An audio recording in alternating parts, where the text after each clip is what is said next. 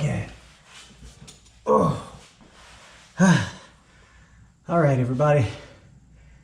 I just wanted to capture this real quick in case some of you have no clue what the challenges are with putting in a new drivetrain under a sweet old Patrol.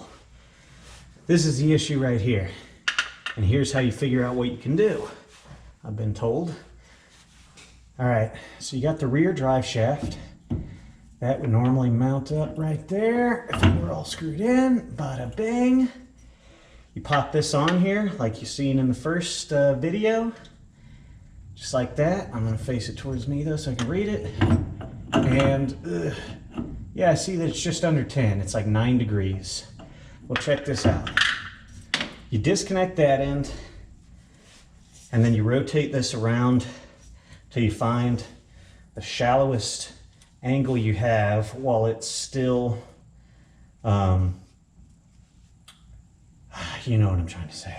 The shallowest angle you have while it's supporting its own weight on the U-joint there.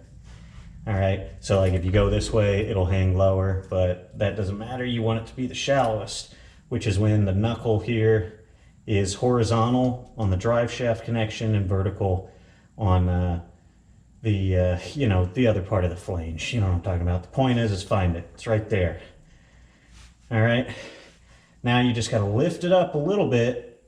If I could hold that angle perfectly, you'd see that it rotates at that angle with no issues. Okay. So that's about where it was. I'll check the other side, make sure it's the same.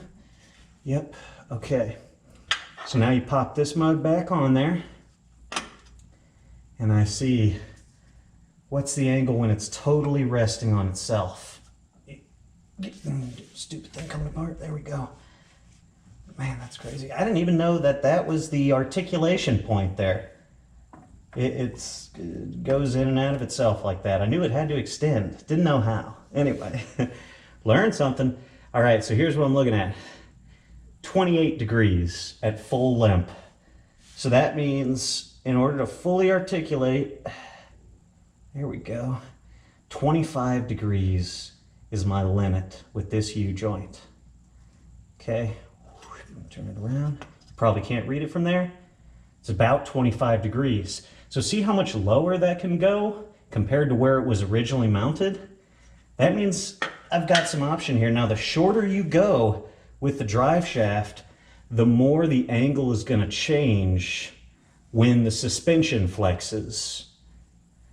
All right, so that's why having a shorter drive shaft is more limiting. When it's super long, like in a long bed truck or something like that, you've got like a 3 foot, 4 foot long drive shaft, and it moves around just a couple degrees when you have full deflection in your suspension. When it's super short, it's moving around like that. Like that's full articulation. There's a lot of it. So I know now that my limit's about 25 degrees. So when I get the new drivetrain in here, I know how to measure the angle to see if it's going to work at all or if it's going to be totally fucked. And then we got to try something different. So anyway, that video was way longer than I meant it to be. I thought I could talk about it in 30 seconds. That's what it took. And that's the deal with drive shaft length and the challenge behind putting in a modern 5-speed in a vehicle that originally had a shitty 3-speed. All right. I'll let you know when I get it all off.